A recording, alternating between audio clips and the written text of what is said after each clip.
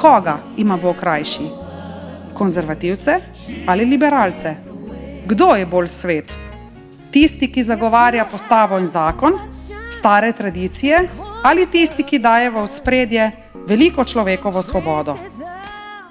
Pavel na njihove dvome odgovarja zelo radikalno, ko pravi: ne bodite nikomur dolžniki, razen če gre za medsebojno ljubezen. Kdor namreč ljubi drugega, je izpolnil postavo. Apostol Pavel pretirava in navaja, da gre pri tem, da ljubimo druge, v resnici za vedno trajajoč dolg. Nikoli namreč ne bomo v položaju, ko bi lahko rekli: dobro, sedaj pa smo ljubili dovolj. Ne gre torej za vprašanje, kdo ima prav, koga ima Bog rajši, kdo je boljši, ampak gre za vprašanje postavitve temelja, ki pa je ljubezen. In to, dragi zbrani, je edini zakon, edina mera in edina postava.